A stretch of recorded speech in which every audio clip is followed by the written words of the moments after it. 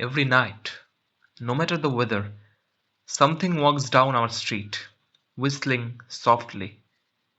You can only hear it if you're in the living room or the kitchen when they walk by, and it always starts at exactly 3:03.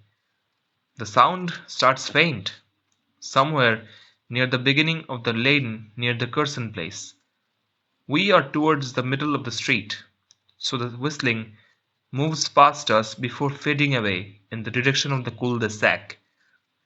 When I was younger, my sister and I would sneak into the kitchen some nights to listen. Mom and Dad didn't like that, and we would catch hell if they found us out there. But they were never too hard on us since we always stuck to the one big rule: don't try to look at whatever was whistling. My neighborhood is a funny place. I have lived here since I was 6 and I love it. The houses are small but well kept, good sized yards, plenty of places to roam. There are a lot of other kids here my age. I turned 13 back in October. We grew up together and would always play foursquare in the cul-de-sac or roam around from back porch to back porch in the summer. This was a good place to grow up, and I'm old enough to see it.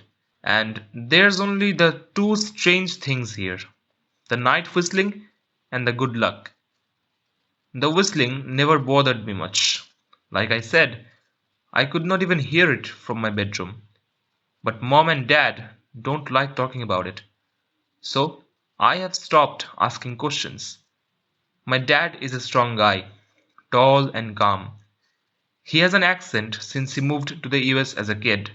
His family, my grandparents, they are from the islands. That's what they call it. My dad, the only time he isn't so calm is if the whistler comes up. He talks a little quicker then, eyes move faster, and he tells us not to think about it so much, and to always remember the one rule, the big rule: don't try to look outside when the whistler goes past. Not that we could look, even if we wanted. See, there are shutters on the inside of every window, thick pieces of heavy canvas that pull down from the top and latch to the bottom of window frame. Each latch even has a small lock, about the size of what you would find on a diary. My dad locks those shutters every night before we all go to bed and keeps the key in his room. My mom, I don't know what she thinks about the whistling. I have seen her out in the living room before at 3:03 when the sound starts. I could see her if I cracked my door open just an inch to peek. She's not out there often, at least I haven't caught her much, but once or twice a month I think she sits out there on our big red couch just listening. The whistler has the same tune every night. It's cheerful. Remember how I said there are two odd things about where I live? Well, besides our night whistler, everyone in my neighborhood is really lucky. It's hard to explain, and Dad doesn't like us talking about this part much either. But good things just seem to happen to people around here a lot. Usually, it's small things: winning a radio contest, or getting an unexpected promotion at work, or finding some arrowheads buried in the yard. You know, the authentic kind. The weather is pretty good and there's no crime, and everybody's gardens bloom extra bright in the fall. A million little blessings, I've heard my mom say about living here. But the main reason we stay here, why we moved here in the first place, is my sister Nola. She was born very sick, something with her lungs. We could not even bring her home when she was born, only visit her in the hospital. She was so small, I remember. Small, even compared to the other babies. A machine had to breathe for her. We moved into our house here to be closer to the hospital. As soon as we moved here, Nola started getting better. The doctors could not figure it out. They chalked it up to whatever they were doing, but we all could tell they were confused. My parents knew, even I knew. Nola getting better was just another of the million little blessings we got for living in our neighborhood. So that's why we stayed. Even after we found out that for every small miracle that happens here every day, now and then some bad things happen. But they only happen if you look for the whistler. See, our neighborhood has a welcoming committee. They show up with macaroni casserole and a gift basket and a manila envelope whenever someone new moves in. They are very friendly. 4 people showed up when we moved in 7 years ago. The committee made small talk, gave me a Snickers bar, and took turns holding Nola. It was her first week out of the hospital, so they were extra careful. Then the committee asked to speak to my parents in private, so I was sent to my room where I still managed to hear nearly every word. The welcoming committee told my parents about how nice the neighborhood was. Really exceptionally hard to explain kind of nice. And then they told my parents about the even harder to explain whistling that happened every morning at 3:03 and ended at the tick of 3:05. The group, our new neighbors, warned my parents that the whistling was quiet, would never harm or hurt us, as long as we didn't look for what was making the sound. This part they stressed, and I pushed my ear into the door straining to hear them. People who went looking for the whistler had their luck change, sometimes tragically. A black cloud would hang over anyone that looked. Anything that could go wrong would. The manila envelope the committee brought over contained newspaper clippings, stories about car crashes and ruined lives, public deaths and freak accidents. Not everyone dies, I heard the head of the committee tell my dad, but the life goes out of them. Even if they live, there's no light in them ever again, no presence. My mom, I could tell that she wasn't taking it seriously. She kept asking if this was some kind of prank they play on new neighbors. At one point, my mom got angry, accused the committee of trying to scare us out of our new home, asked them if they were racist on account of my dad being from the islands. My dad calmed her down, told her he could tell our new neighbors were sincere and they were just trying to help us. He explained that he grew up hearing these kinds of stories from his mom and that he knew there were strange things that walked among us. Some of those strange things were good and some were bad, but most were just different. After the committee left, Dad went out to the hardware store, bought the canvas blinds, the latches, and the logs, and installed them on every window in the house after dinner. That first night in our new house, I crept out of my room at 3 a.m., only to find my dad awake, sitting on the living room couch, holding my baby sister. My dad held up his finger in a shh motion, but patted the couch next to him. I sat and we waited. At exactly 3:03 we heard the whistling.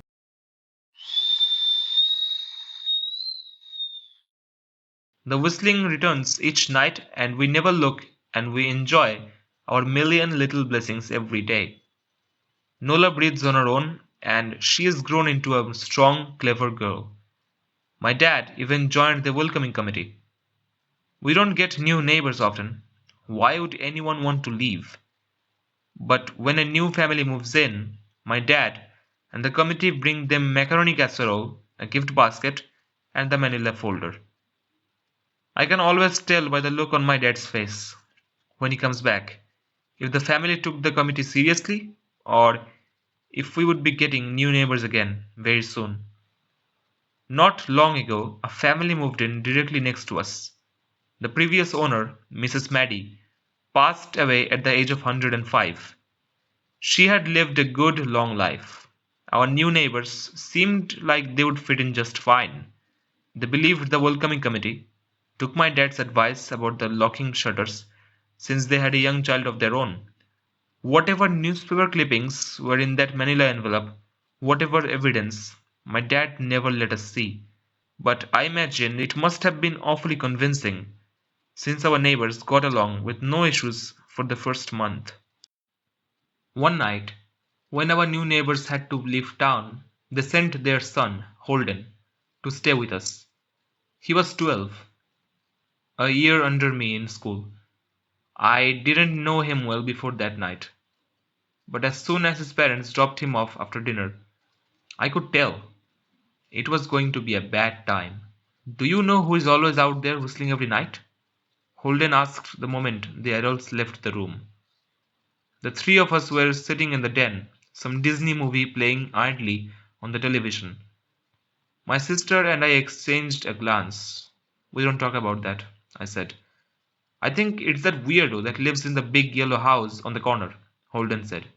"Mr. Tolls?" my sister asked. "No way, he's really nice." Holden shrugged. "Must be a psycho killer then." Nola tensed. "We don't talk about it," I repeated. "Let's go in my room and play Nintendo." We spent the next few hours playing games, eating popcorn, and then watching movies. A typical sleepover, but I could see Holden was getting antsy. After my parents had wished us a good night, locked the blinds, and gone to bed, Holden stood up from his beanbag and walked over to where Nola and I were sitting on my bed. "Have you ever even tried looking?" he asked. "It's nearly time." Like most sleepovers, we had conveniently ignored any suggestion of a bedtime. I was shocked to see he was right. It was almost 3 a.m. I sighed. "We don't see, I can't. I can't even try to look because my dad locks the blinds every night and hides the key," he continued, ignoring me. "So does our dad," said Nola. "No," replied Holden. "No, he doesn't." "You saw him do it," I said, a little sharper than I meant to sound. Holden grinned. "Your dad locks the blinds, yeah, but he doesn't hide the key. He keeps it right on his normal keychain." "So?" I asked, worried I already knew what he would say next, because I had noticed that my dad didn't bother hiding the key anymore, after all of these years, because he knew we took it seriously. "So, after your dad locked up, but before your parents went to bed, I went to the bathroom, and on my way I may have peeked into their room, and I may have seen your dad's keychain on his nightstand, and I maybe went and borrowed the key to the blinds." Nola and I stared, and his grin only grew wider. "You're lying," I said. Holden shrugged. "You can check if you want. Just open your parents' door and look. You'll see his keychain right there on the nightstand." "Stay here," I told both of them. "Don't move a muscle." I hurried over to my parents' room but hesitated at the door. If Holden wasn't lying, my dad would be angry. Beyond angry. I was scared thinking about it, but more scared of an open window with the whistler right outside.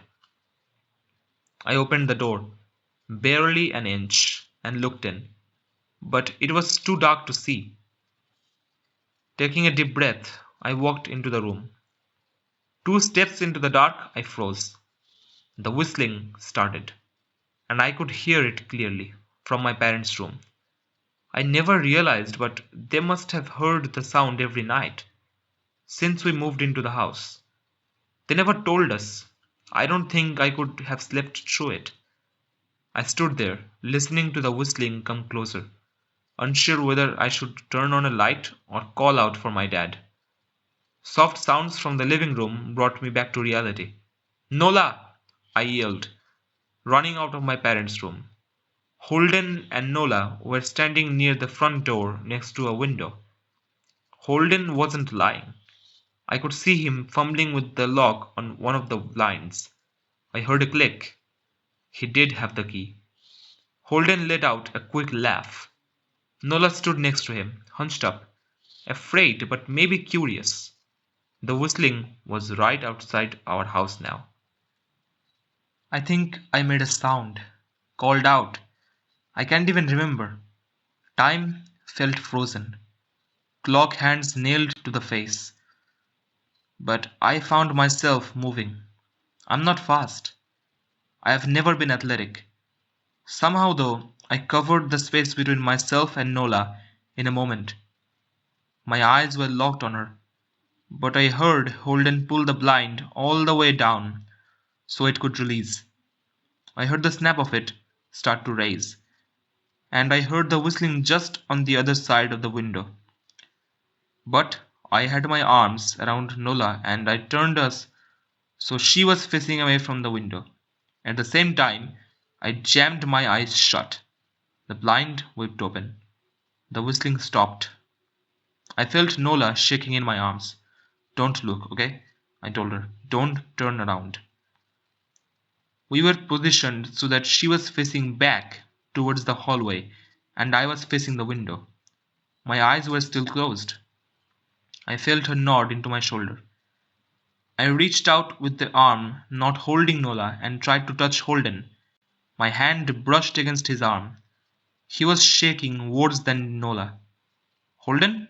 I asked. Silence.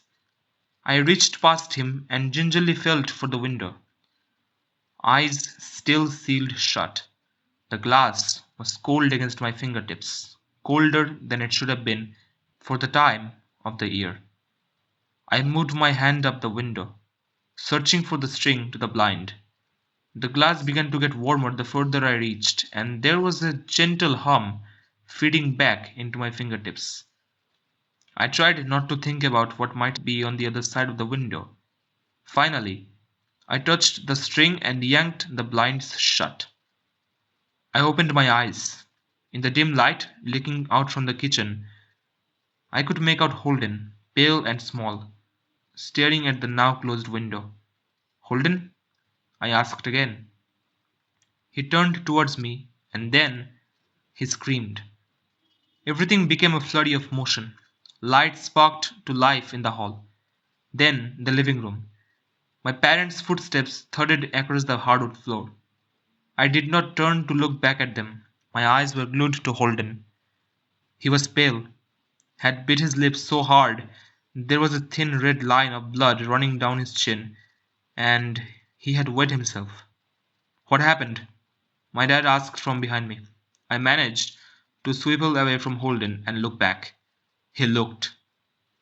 I had never seen my dad scared before, but I saw it that night. In that moment, an old, ugly terror stitched on his face. A parent's fear. "Just Holden?" he mouthed to me. I nodded yes. My dad let out a breath. He looked so relieved I nearly expected him to cheer. But then he turned to Holden and my dad's face changed. I wondered if he felt bad for feeling good that Holden was the only one that looked. There was a knock at the door. We all froze. Holden whimpered. "Don't answer it," my mom said. She stood at the threshold of the hall. I had always thought that she was a skeptic and just humored my dad about the windows and the whistler, but that night we were all believers. I noticed that both of my parents held baseball bats that they must have taken from their bedroom. The knock came again, a little louder this time. "Please don't open the door," Holden whispered. My dad walked over to him, hugged him close. "We won't," my dad promised, still holding his bat. "Nothing is coming in here tonight." This time, the knocking was loud enough to rattle the door.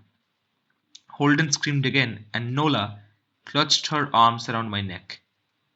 My mom came over and knelt down next to us, wrapping my sister and me close. "Call the police," my mom whispered to my dad. The knocking instantly stopped. My dad looked over his shoulder at us. "Do you think—" He was cut off by a frantic knocking that trailed off to a polite tapping. "Police," something said from the other side of the door. The voice from outside sounded exactly like my mom, like a parrot repeating the words back to her. "Police, call the police." "Police." My mom pulled us closer. "Police, police, police, police." "Please stop," I heard her whisper. "I don't think calling them will help," my dad said. "How will we know when they're the ones at the door?" The knocking came back harder than before. The door shook. Then it stopped. After a long moment, I heard the knocking again, but it was coming from our back door. We all turned together towards the back door, but the knocking immediately turned to the front door. Front to back, back to front.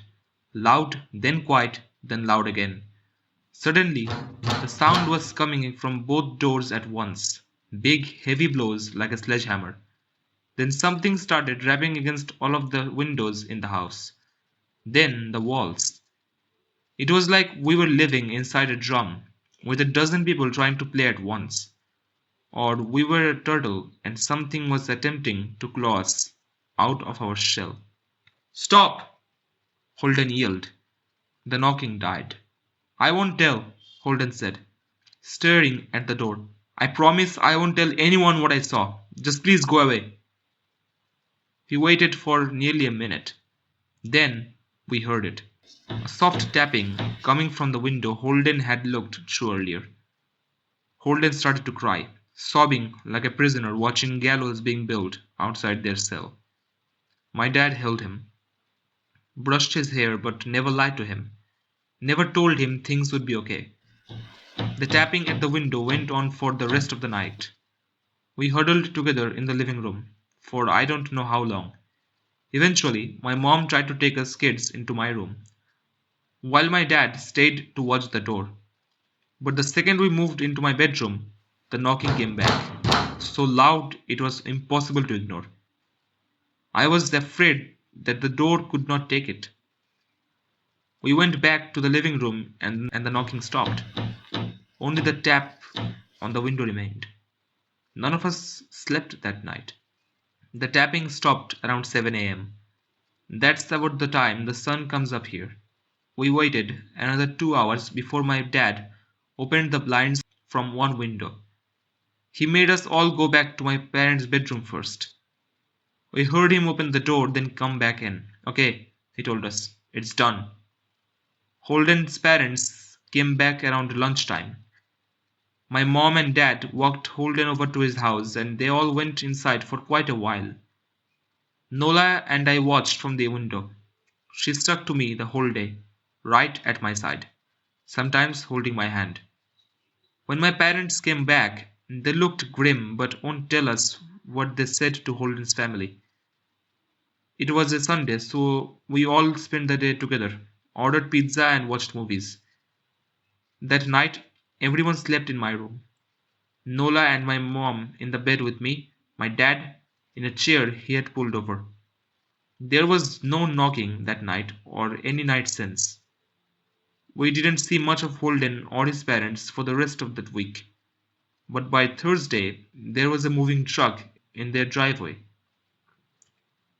Nola and I watched them packing up the whole afternoon after school. What sticks with me most is how tired Holden and his parents looked. All three had the same pallor, grim mouths, and lightless eyes. Even from across the street, I could tell something was very wrong. Holden and his family were gone before sunset. I remember what the original welcoming committee said to my parents when we moved in. Not everyone who looks at the Whistler dies, but even those that live have the light go out of them and the rest of their lives are full of misfortune. A million little tragedies.